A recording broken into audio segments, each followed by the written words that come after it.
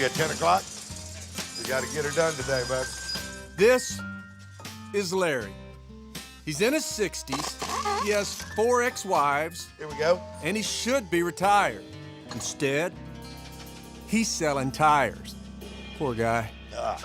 But before you start feeling too sorry for him, just know that he owns the place and gets a cut of 87 others. So, let's try that intro again. This is Larry. He took the phrase golden years literally. Now, he's really, really, really rich. You got to get your hands dirty to pay the bills, you know what I'm saying? Tires have gotten me to where I want to be. Okay, big day today. How many we got on board? We got 5 in Howard. I like that. Just waiting. I like that. I'm Larry Sutton. I'm president and founder of the R&R Tire Express and Custom Wheels franchise. How are you today? And I'm known around the industry as the Reverend of Rent-to-Own. What are you driving? Ultima S. What we do is take products that people want, custom wheels, and other products that people need, tires, and basically we set up a rent-to-own payment plan that fits their budget. So see, I can get something up there to the top like that. You can get anything in the store. There's a lot of people that would like to personalize their car. They just don't have $2,000, $2,500. And so with us, they don't need it. For a $20 bill, they can get a whole set of tires aligned and running perfect and get out the door. They always make me happy. That's, Amen. you know, I like to hear that. You know what happens if they don't? I beat them up. Don't do that. And making customers happy has kicked R&R's growth into high gear. Last year, we had 87 stores in 22 states, which generated $87 million corporate-wide. This year, we're projecting revenues of about $115 million. So we love tires.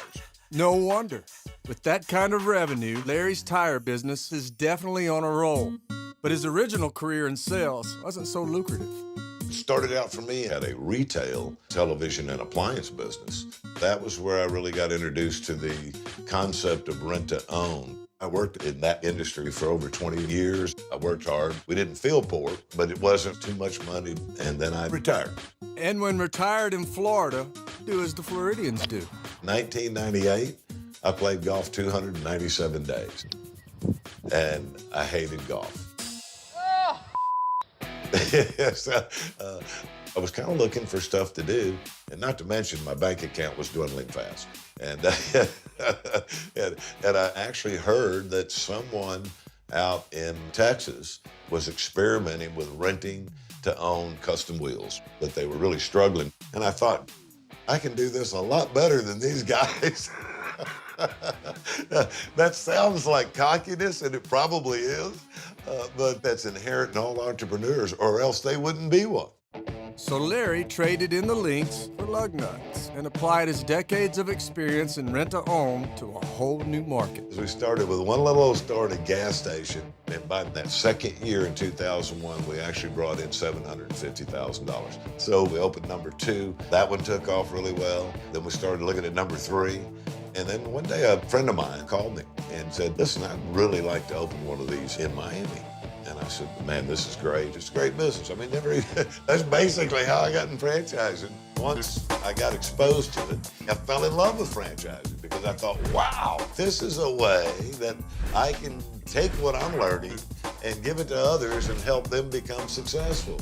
Yeah, franchising makes Larry all warm and fuzzy, but also makes him a hell of a lot wealthier, thanks to the 7% royalty he collects from each new location. It's a home run for me because we can do it again and again and again and again. Here we are in Clearwater, Florida. This is a brand new store for us. In 10 days, there'll be cars in here getting wheels and tires, and we'll do about 15 to 18 more new stores this year. So we're going to cross over that 100-store mark for the first time. So we're pretty excited about that. I feel like I fell into just a big old bucket of gold sometimes, almost by accident. And what a happy accident it was, because now Larry owns this baby. One of my early childhood heroes was James Bond. And James Bond always drove an Aston Martin. So obviously, when I was able to afford to do that, I jumped at the chance. I put on custom wheels, of course.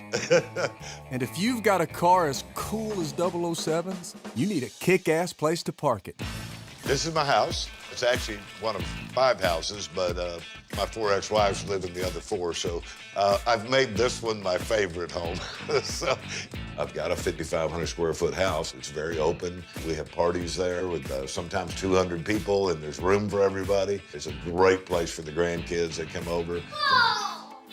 Now, listen, I like fancy cars. I live in a nice house. I live a wonderful life.